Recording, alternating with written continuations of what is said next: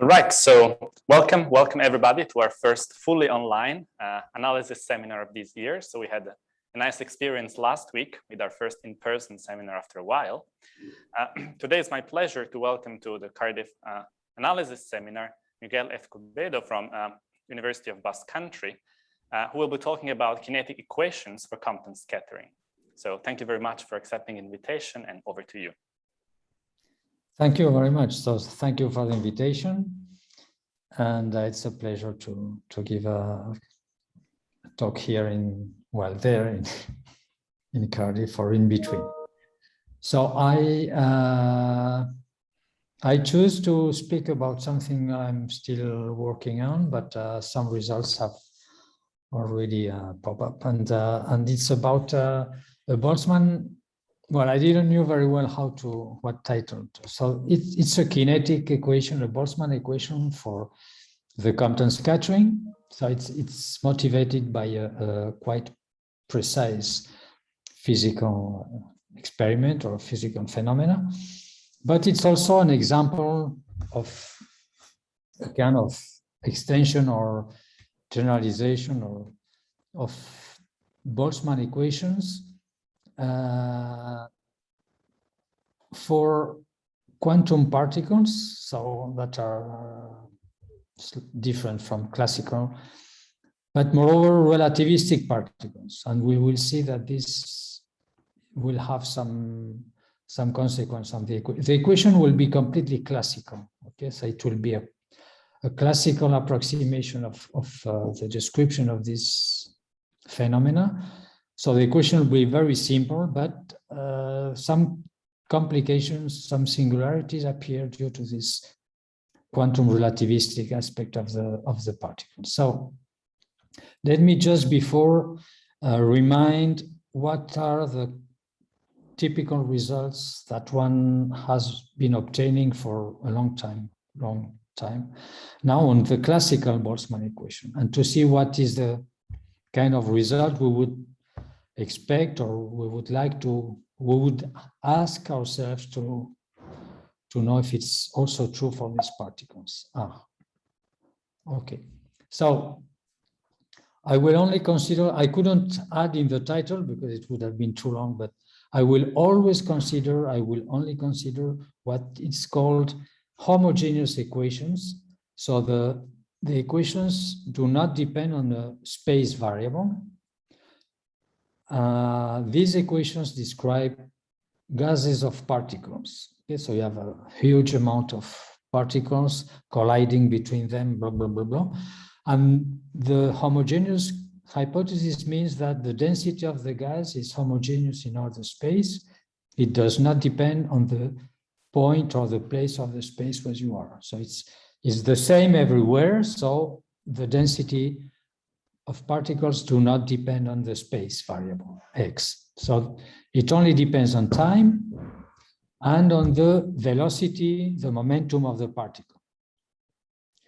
So here I'm talking in the first slide of classical particles. So I have a gas of particles whose density is given by U, and it depends on time and on the momentum P of the particle.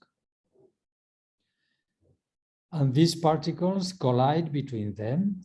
I'm assuming, or all the Boltzmann equations will be assuming that the collisions are elastic. So collision of two particles will give rise to two other particles, and they conserve the energy, the momentum, and the number of particles. Okay, so P will be the momentum of the particle I'm looking at, and then I will denote by P prime the other particle, which will give, so P prime, P star, P prime star will be the other three particles. Okay, P and P star are usually denoted the particles before collision, and P prime and P prime star are the particles after the collision. So the momentum, if we are in solutions that, my solutions will be radially symmetric, but in general they could be any functions of P. So in the collision, you will have to conserve, as I said, the energy, the momentum, and the number of particles. The number of particles is obvious because two particles give rise to two particles. But the conservation of momentum and energy, when the particles are classical, the energy essentially is the square of the momentum divided by the mass, but I suppose the mass is equal to 2 in order to have here just one, and the conservation of the momentum. Okay. So the equation, the Boltzmann equation in the homogeneous case is that equation that I've written here. B is a kernel that describes the collision. It depends on what kind of collisions you are looking at. You have many examples of very different examples of P. And sigma is a way to parameterize the collisions, and it's the difference of the modulus of the post-collision particles divided by the modulus of the pre-collision particles. Okay, so the equation was derived by Boltzmann with previous work by Maxwell, but the equation was written by Boltzmann in 1872, and there was a first rigorous derivation by Lanford in 75 that has been improved more recently, but these are the two key names for the classical equation. So this is to give you an idea of the geometry of the collisions. So in what is called the center of mass. So you see, this is one of the momentum of one of the particles before the collision. This is the other one. So these are the two particles that collide, and they give rise to these two particles after collision. So this is here, P has been transformed in V. So V is the momentum here in this picture. So we see here the form, and here we see in this center of mass system, this is sigma is the vector that appears in the integral. Okay, but I will not use this representation. So these equations, as a general rule, they have several important characteristics that will be very permanent, constant. That are, you have a two-parameter family of equilibria that are Gaussian functions for two constants C1 and C2. And so, of course, here the variety of results is very large. I cannot enter in any detail, but for a very large class of kernels B, and for a large class of initial datas, you have global solutions. They may be weak sometimes, they will be strong sometimes, but you will have solutions. And the solutions preserve the total number of particles, the energy, and the momentum. And moreover, given initial data,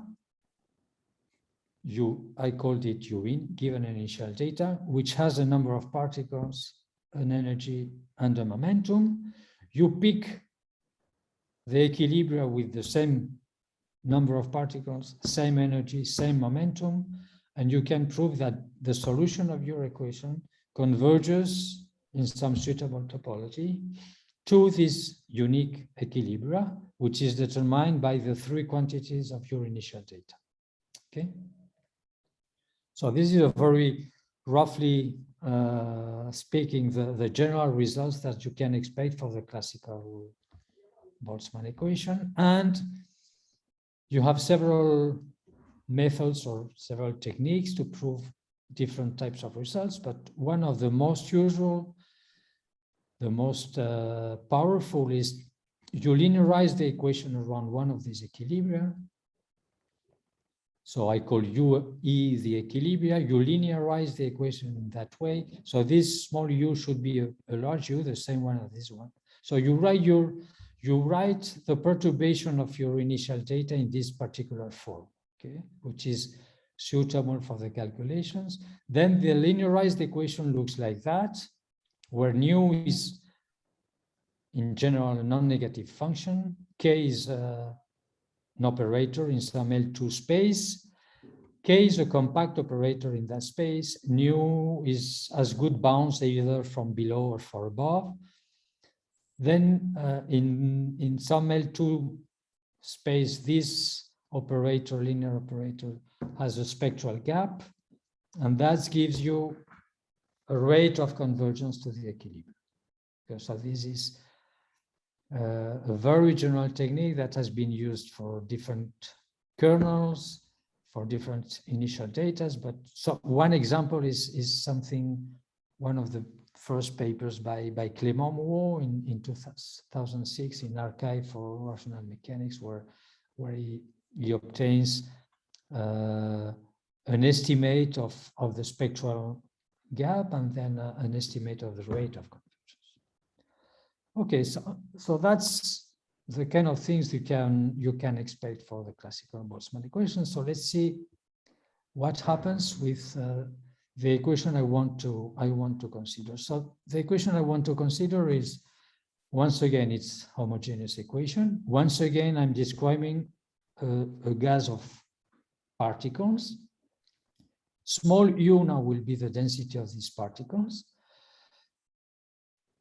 And I'm working on radially symmetric functions. So the gas is not only homogeneous in space, so it will not have a space dependence, but moreover, its dependence on the momentum of the particle only depends on the modulus of the momentum. So this variable x is nothing but the modulus of my variable p before. It's the modulus of them. So it's a positive number, it's a non-negative number. So small u is a function of two variables, positive variables, t and x. And the equation I will describe in a minute how you may arrive to this equation, but the equation is this very, very simple equation. So you have in the right-hand side an integral operator, which is very similar to the operator I just wrote before. The main difference, well, here you have some exponentials in the middle. So I'm going back a couple of three before. So here you see the unknown function capital U appears in a quadratic form. So this is U at P prime times U at P prime star minus U, and this should be a U prime, which would be U at P prime star. Okay, so a U star, sorry, that should be a U at P star. So here you have the post collisions, here you have the pre collisions, and it's just U prime, U prime. Okay. Here in my equation, I have this one here. So if I drop the one, I would have U at Y times U at X, U at X, U at Y. Okay. So it would be, of course, it would, if I hadn't this exponential, that would be zero.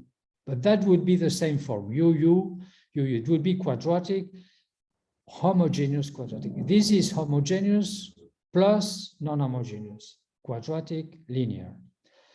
I have these extra terms here, this exponential here, that are not very important. I have this guy here, which is not very important neither. I have a kernel, just as before.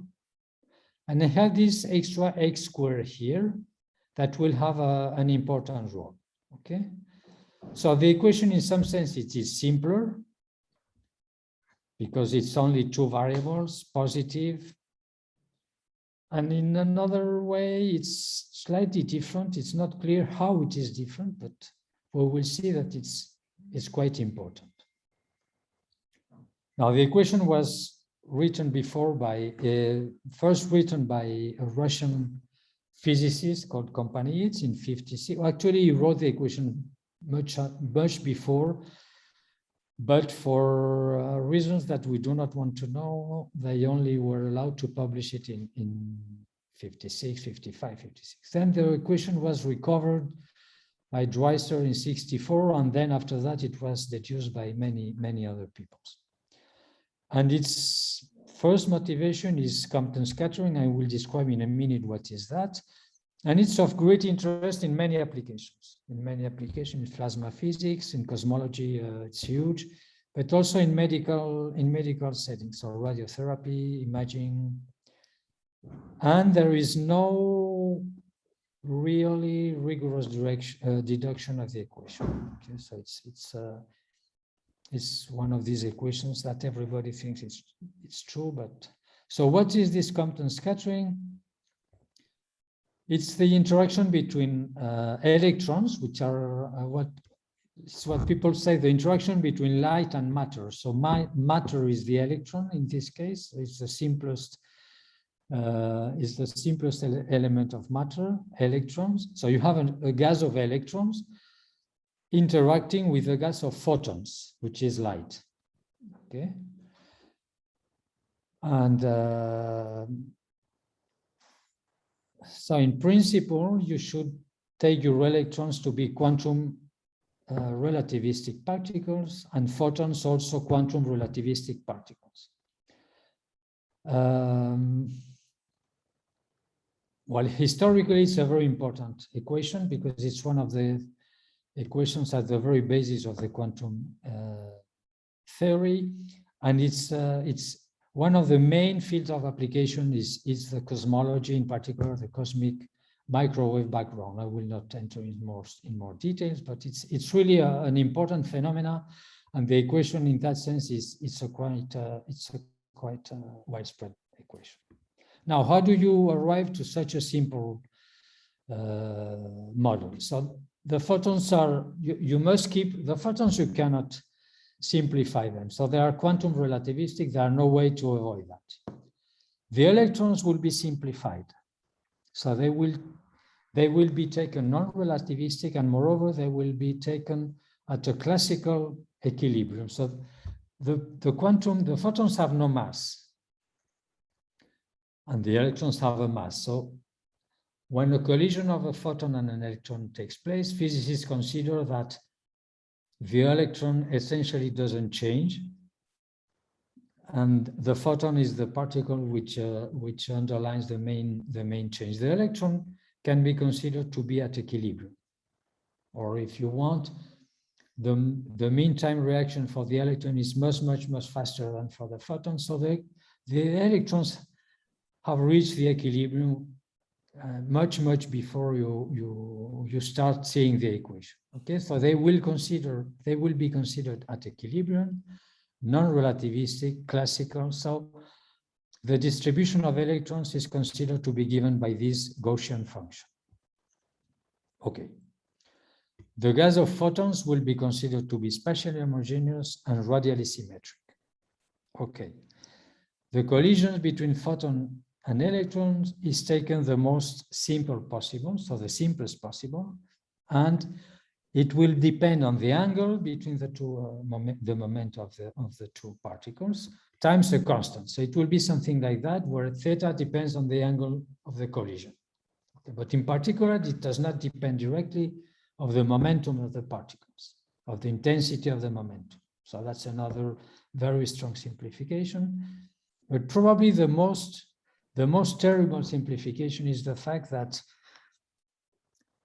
in physics, it seems that the photon is a very particular particle, since it has no mass. When a photon interacts with anything else, the energy to produce a photon or to destroy a photon is so small that it costs nothing to create or annihilate a photon. So the number of photons actually is never preserved. So to suppose that the number of particles in my equation is constant is a complete nonsense. We should add to the equation many other effects due to this particular character of the photon. In particular, the fact that you can create and destroy photons during the collisions. Okay, so that's probably the biggest assumption in all this, but that's absolutely fundamental for the equation. Okay, we would have to add many other terms in the equation, or even probably a Boltzmann type equation wouldn't be suitable or couldn't describe really this many other phenomena. Okay, so with all these simplifications, let me come back to the equation.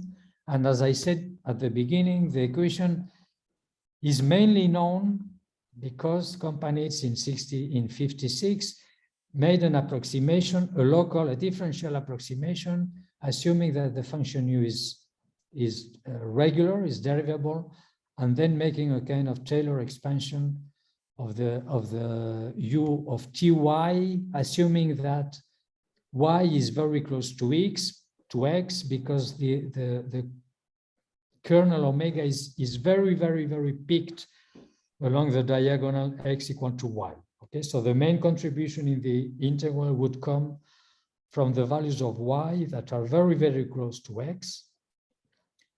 And since u is supposed to be regular, you make a Taylor expansion, and you have to do some tricks to obtain these coefficients here. But so that's really the equation that is very, very much used everywhere. So the amount of references is still amazing. So it's unbelievable. But of course, the deduction depends very much on the kind of solutions you may expect for the equation, for the kinetic equation. So is it reasonable to expect very regular solutions of the kinetic equation in order to get this differential approximation? So, okay, so the shape of the kernel omega that I've been writing, well, a parameter beta has disappeared because beta in the original equation is related to the temperature of the gas. I don't want to enter into this kind of, so I'm supposing that the temperature is 1, and in a meeting, I will suppose that this small m here, that is the mass of the particles of the electron, is equal to 2, and so these coefficients disappear. So that's the kernel. So x and y are the momentum of the photons before and after the collision. The electrons have disappeared from the equation. They are supposed to be at equilibrium. The electrons are giving these exponential terms in the equation. Okay, so I don't care about the electrons. I call here omega and omega prime the momentum of the electron, just to say that the global collision and energy is conserved between electrons and photons, it is conserved. But since in my equation I am only looking at the photons, the energy will not be preserved. In the collision, the photon will transfer some energy to the electrons or back or the other side, and then the energy of my gas of photons is not conserved. The number of particles is conserved because one photon collides with one electron and gives one photon. So that's absolutely unbelievable, but it's supposed to be like that, but not the energy. Okay, so the kernel is not very singular. If you compare it with, for example, the best non-Coulomb interaction in classical particles, it is not really singular, but it is tricky. We will see that this structure here is tricky. Now, this equation has some properties that are also very common or are the same as for the classical particles. So formally, you can integrate the equation and you obtain that the total number of particles is constant. So formally, you multiply your equation by x2, you integrate, you apply Fubini, and if everything works as you want, this identity holds. So the number of particles is constant, but not the energy. If you multiply by x3, the energy will not be constant. First difference with Boltzmann classical Boltzmann. You have a family of equilibria, one parameter, because the equation is not homogeneous anymore. You have quadratic terms and linear terms. So even if you have a solution, you multiply the solution by a constant, and that's not a solution anymore. Okay, but you still have a family of equilibria that physicists write like that, with a minus mu here, and the mu is non-negative. So of course, I will not consider mu, but okay, that's the way physicists write the equilibria for the equation. So these are functions that are describing a gas at equilibrium. That means that it does not evolve. You still have a lot of collisions in the gas, but the gas is not evolving.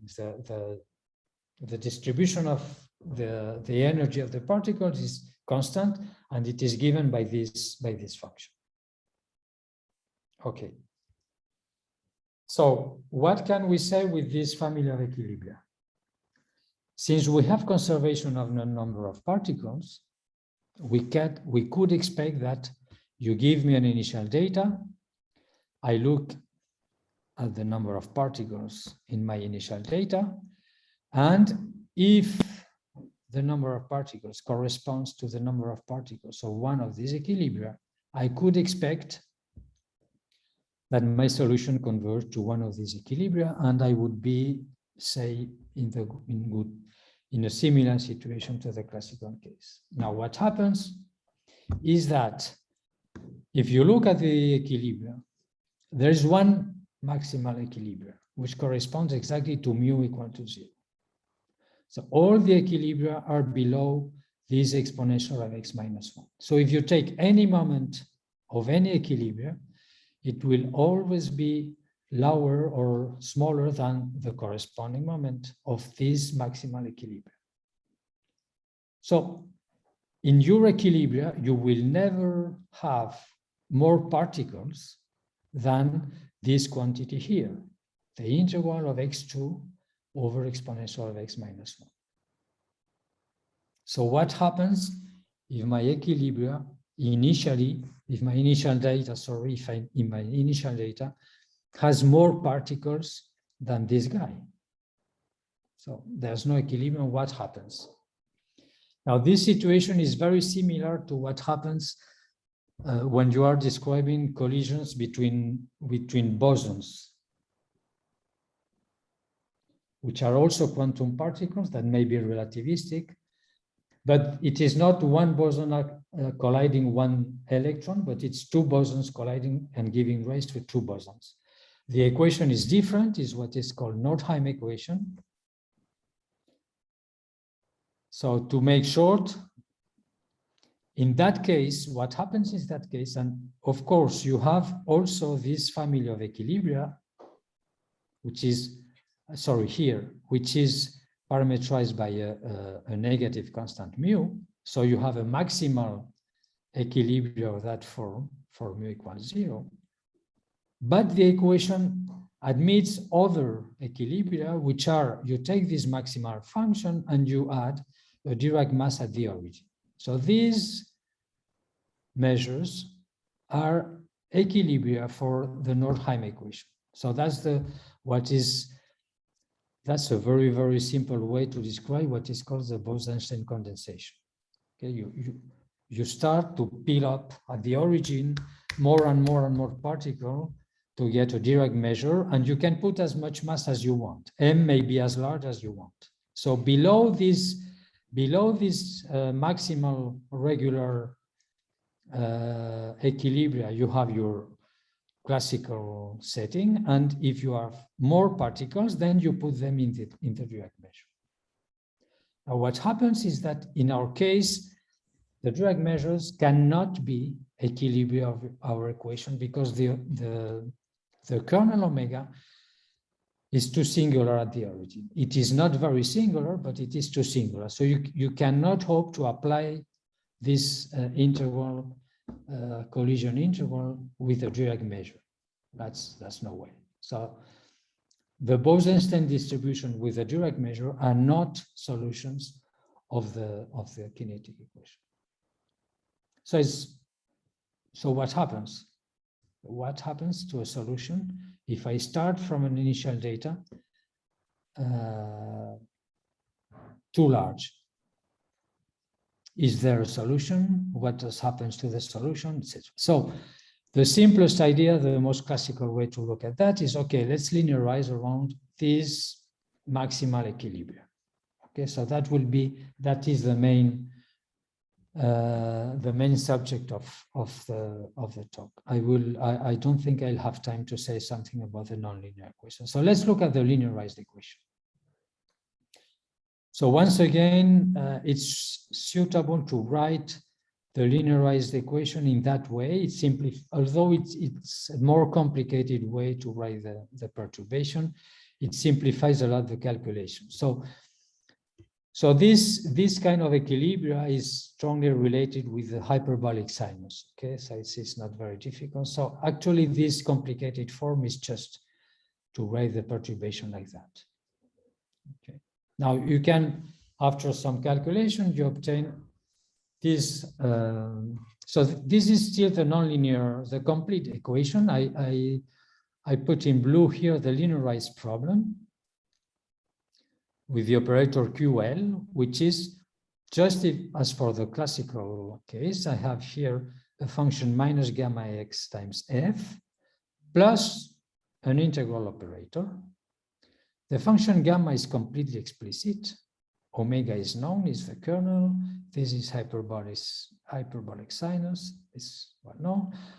And the nonlinear operator is also very explicit, very simple. So it's quadratic, 1f goes out of the integral, another one is here. And you know a lot of things about the function gamma. It's almost not completely explicit, but you can do a lot of, you can get a lot of information. The tricky thing is that 1 over x guy here and here, that will cause some problems, okay? So I will look at this equation.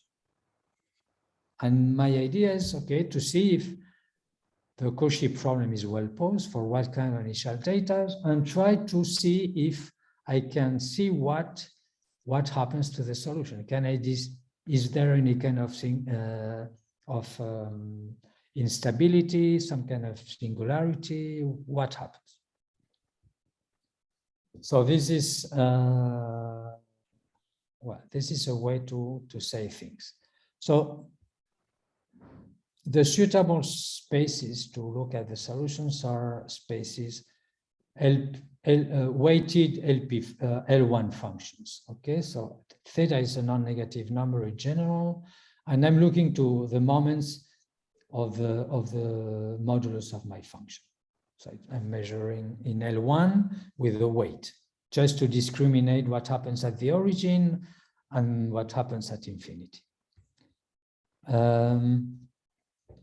I take a continuous initial data just to simplify some statements, but this is not a necessary condition at all. I suppose that F naught belongs to an intersection of two of these two kind of spaces. For alpha between 0, that's important. Alpha is between 0 and 1, and I'm assuming beta larger than alpha, but never greater than 1. Okay. Then the solution, so the linearized problem, it's possible to construct a solution, which is a mild solution. It's a solution of the integral equation, but also satisfies the equation pointwise. Okay, for t.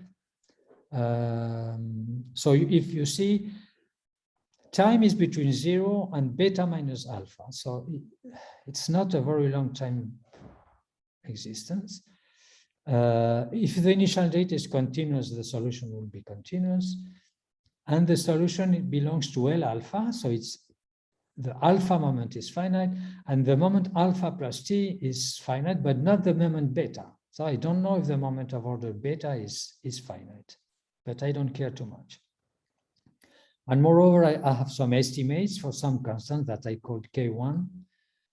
I have a local existence of solutions that satisfy some a priori bounds, alpha, moment of order alpha, alpha plus t, a moment of order t minus s that can be much smaller than alpha. T minus s can be 0. Okay, but if it is 0, t minus s is 0. So at 0, I don't get anything. And these quantities are bounded by my initial data in the space where I took it. Okay, so that's a general small time existence result. Now, if moreover I impose some conditions on the initial data, conditions of that kind. So you may formulate this condition in several ways, but if your initial data, you suppose that it is integrable. So that is assuming that alpha can be 0. And if you assume that, so the data is not supposed to be positive, okay? But here I'm assuming that the integral is positive, and it is large enough compared with the momentum of order alpha and the momentum of order beta. So if I have this condition on my initial data, so even if the solution initially, even if the initial data belongs to L1, the solution does not depend to L1 for the interval of time, capital T, where T can be as small as you want. Okay, so you lose the condition L1 for the initial data. So the instability is not, so this is already some kind of instability because you lose the condition L1 for the initial data. But it's even worse because if you consider the perturbation of your initial problem, so that you wrote like that, and the hypothesis on the linearization, you're assuming that the perturbation of your initial data is small. So you're assuming that this guy is small. So if you want that guy to be small with respect to U naught, actually what you're assuming is that F naught of X is very, very small because X is very, very large. 1 over sinus of X is very, very large. So F naught must be very, very small when X is small. So what you are losing actually is even if your initial data is very, very small, so it is in L infinity and very small, since you may apply the result, the function F is not even integrable. So if F naught is not even integrable, you are lost a lot with respect to your initial U naught. So that is really the instability of the linearized problem. Okay. So nothing about the conjecture. Time is running, and yes, I have to take measures. So the idea of the proof is very, very standard. So I'm going back for a moment. So the linearized equation is still quite a mess. Okay, so it is quite a mess, taking into account, moreover, that I would like to have some information about the behavior of the solution when X goes to 0. Okay, so the method is approximate this linear operator by something simpler. That must be something much, much, much simpler in order to be able to write the semigroup to see what is the semigroup of this approximated linear problem, but not too much, not too approximated, because I still want to be able to treat the difference as a perturbation of this new linear operator. Okay, so I'm going to give you what is the approximation of omega and gamma, and to give you how you solve this approximated equation. You can solve it completely. And okay, believe me that you can treat the difference as a perturbation of this neutron. Okay, so because things become rather technical quite fast. So yeah. So the kernel omega is this monster.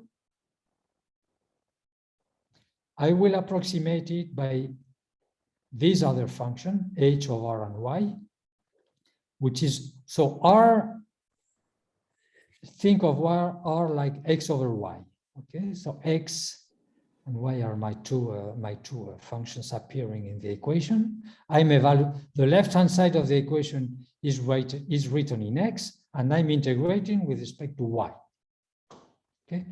And that is my kernel. That depends on X and Y. So I want to simplify this guy as much as possible. So I say, okay, I will replace omega by this function, where R is just a notation for X over Y, which is exponential of minus Y squared over 16. Numbers are given by when X over Y is between 0 and 1. And it's Y over X, okay, so 1 over R is Y over X. When Y is bigger than X, I will replace this function omega by this function H. Okay, unfortunately, I did, so this is my new equation. And that gives me an approximation for gamma of X by what I call gamma naught of X, which is this guy. Kappa is a constant given, obtained in the linearization problem, looking at some asymptotics of the function gamma. So that is the behavior of gamma when X goes to 0. I should have added when X, but that's the approximation I'm taking. Okay, so the new problem, the new linear problem is this one, where I've now the function H that I described in the previous. Okay. So what is the advantage of that kernel? Let me go back once. That kernel is homogeneous in R. It is not homogeneous in Y, because this guy depends on Y, this guy does not. But it is homogeneous in Y. This is homogeneous of degree 0. This is homogeneous of degree -1. And that is what I'm going to use, because now in this equation, I'm applying the Merlin's transform. It's a linear problem. I would like to do the same in the original linear problem, but the kernel is too complicated. Now I do that here.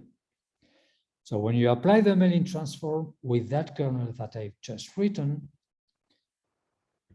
you obtain this equation. You can believe me. You get this equation. So f hat is the Merlin transformed. So you get a kind of hyperbolic equation, linear, of course.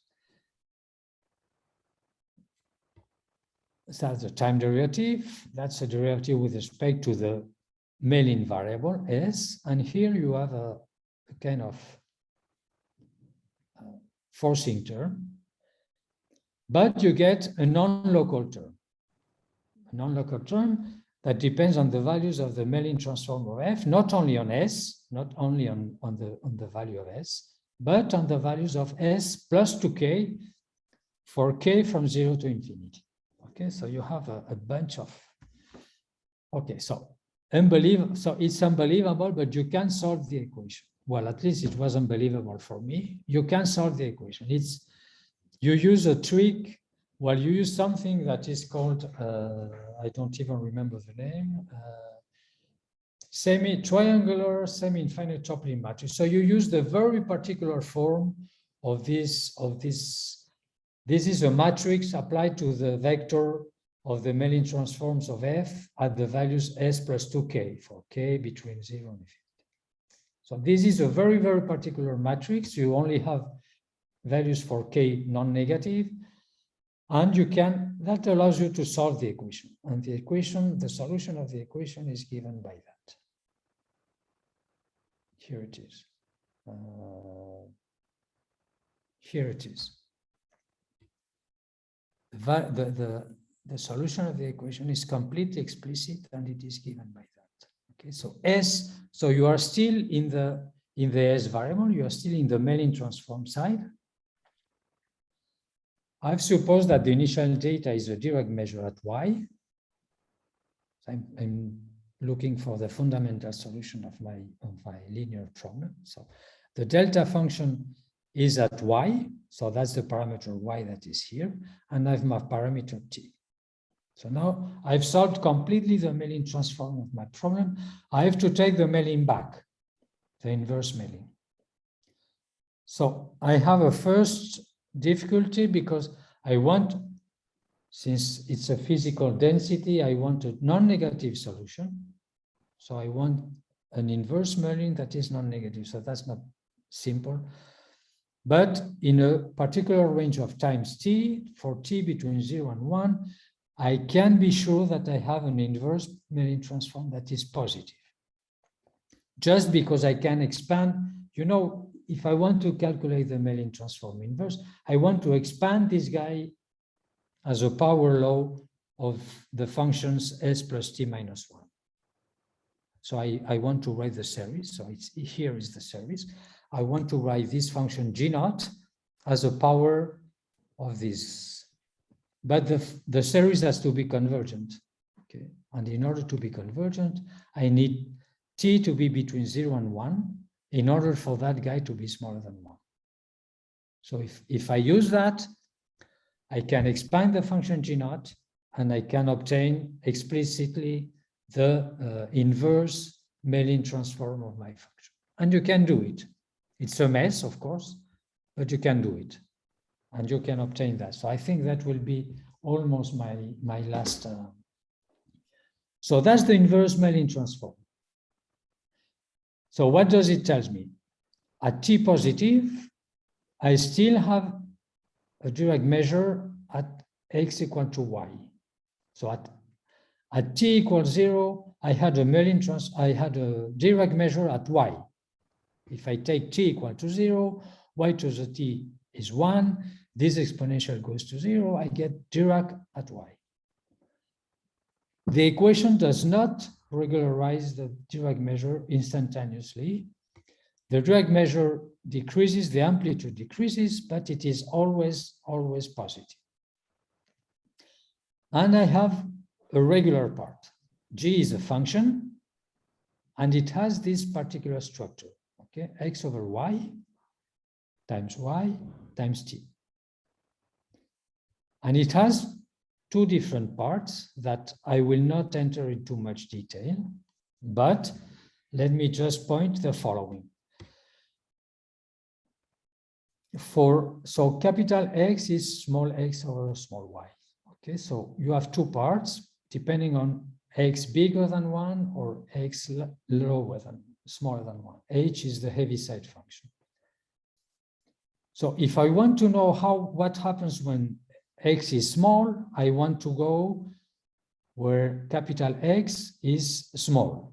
Okay, so I'm in the region where x is smaller, and that's what I've called G2. So if I come to G2 here, I see that the function G2, of course, is the most complicated one, obviously. So M is a hypergeometric function, but almost explicit. It's a very simple hypergeometric function. Plus something, this is an incomplete gamma function. This is the binomial coefficients. Okay, it's a complicated. But you know the behavior of this function when x goes to 0. When capital X goes to 0, you know explicitly how these functions behave. Now here you have x to the power minus 1 over plus t. So when x goes to 0, this goes to 0, this goes to plus infinity, like minus 1 plus t. So it seems that you have a okay, this is still integrable. And you may still have even some small moment for x small. But this guy, this hypergeometric function, when x goes to 0, log of x goes to minus infinity, this goes to plus infinity, and this guy behaves exactly like x to the power minus t. That cancels this power of t here. So what you get is something that goes like 1 over x. So when capital X goes to 0, this guy, the first one here, goes to 0, like to infinity, like 1 over x. And these are essentially smaller. So that means that the function g, of course, you have the Dirac measure, but when you when you take a regular initial data, this will be a convolution with a regular function. This will be regular. That will be okay. But this guy will give you a singularity that is like 1 over x essentially at the origin, and that will not be integrable. So this fundamental solution is telling you already that you may have, it's a strong indication that you will have a loss of regularity at the origin. So even if your solution is locally integrable at 0, the solution will not be integrable. Okay, so it will take some technical calculations to estimate this term, to do these things precise, and but essentially the result is the one I gave you. Okay, the hypothesis on U0, on the initial data F0, is in order to control these other terms, to control their behavior when X goes to 0. And that will give you the instability for the linearized problem. So my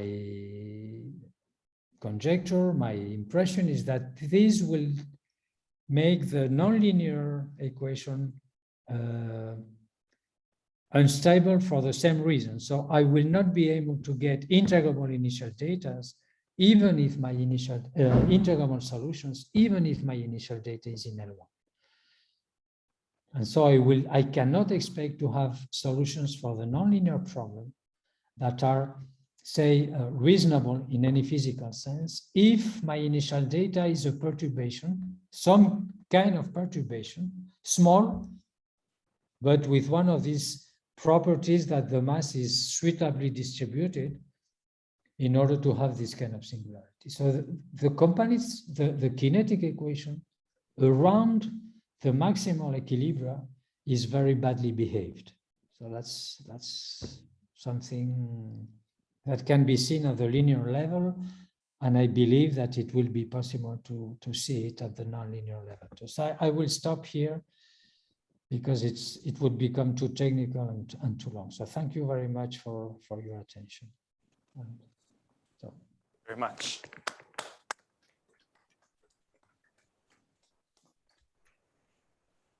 So do we have questions for the speaker?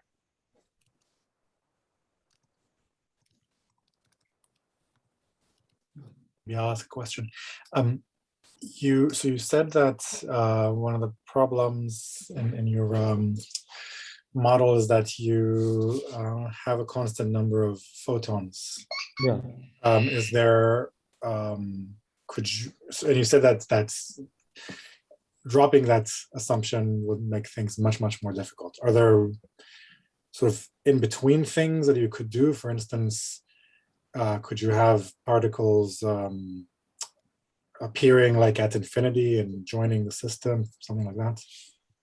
Yeah, well, my impression would be the following. So I would expect, so what one expects in this equation, and you can see it also in the Mellin transform or in the company's equation, is that the solutions of the equation tend to concentrate towards the origin.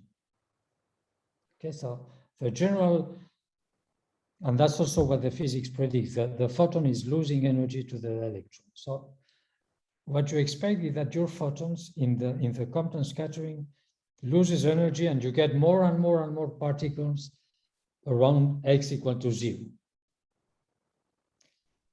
So the result is, the way I understand the result is, you have so many particles going to 0 that the solution is too singular. It becomes too singular at the origin. So why does something like that happens? My impression also is that in the equation, we are neglecting completely the dynamics of the creation and annihilation of photons. So we are assuming that the photons we are not losing nor creating photons, and the dynamic of this strange gas makes that the avalanche of photons toward the origin is too strong. So probably if we take into account other phenomena, well, you will have photons going to zero, but you will also have photons for higher number of the momentum, and then things will be more reasonable. Okay. The point is that so that's where physics becomes crazy for me, and because there's no way to it's not clear even that you can write that kind of kinetic equation because you wouldn't have to describe collisions from 2 particles going to 3 particles going to 2 particles going to 4, going to 5, and 5 particles going to 2, and so so the deduction itself, even by physicist arguments, I'm not talking about proofs, but the deduction itself of the equation is very, very, very doubtful. If it's so, of course you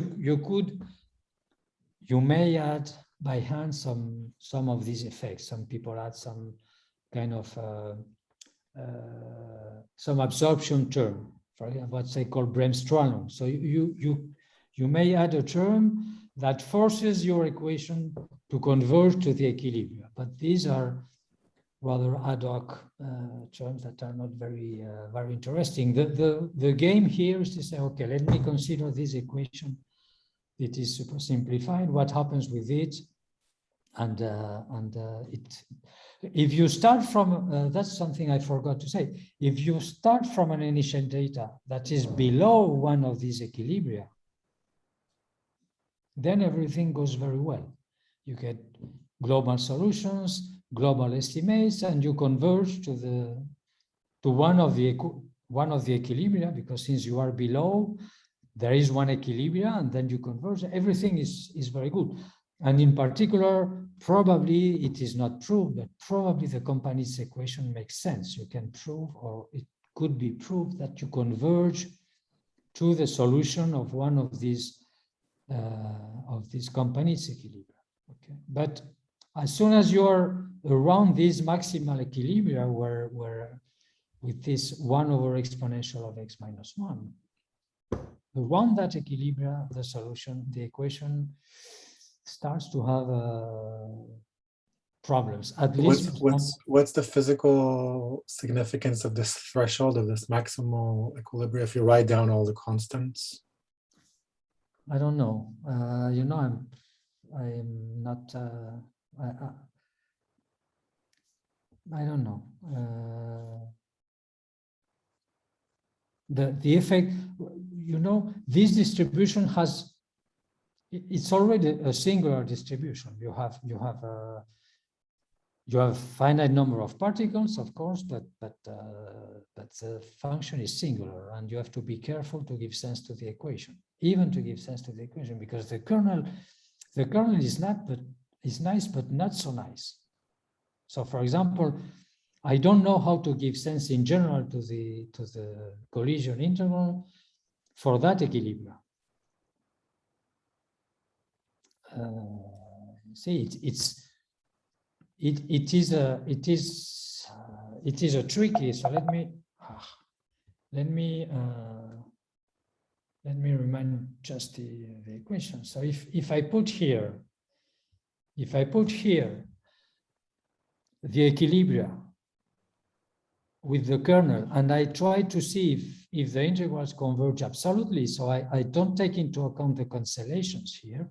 Of course, if I put an equilibria, this function, this combination of functions u disappears, it's integral 0. But if I want to know if this term converge, they do not.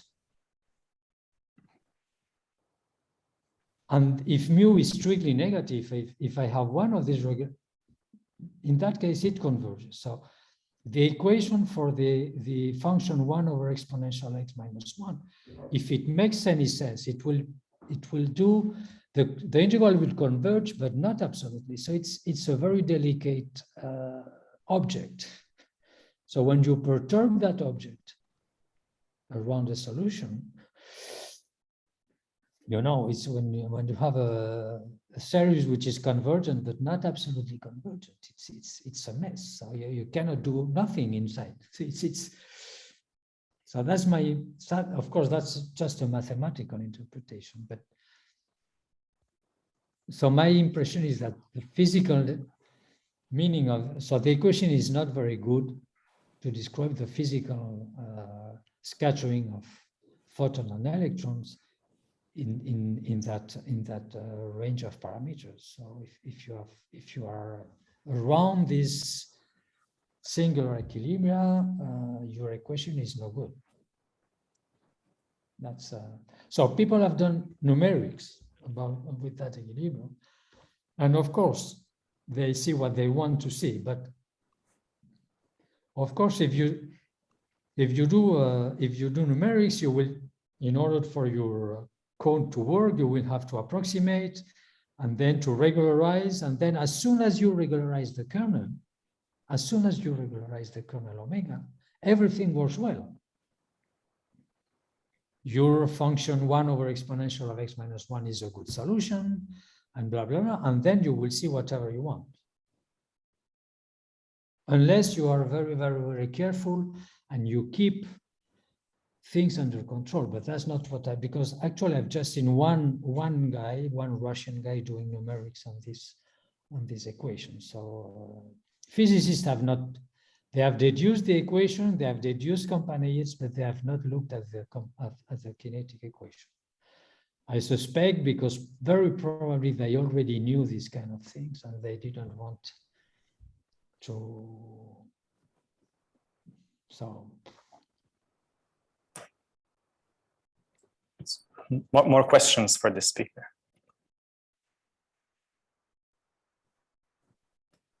So if not, let's thank the speaker again for the very nice talk. Thank you very much. Bye-bye.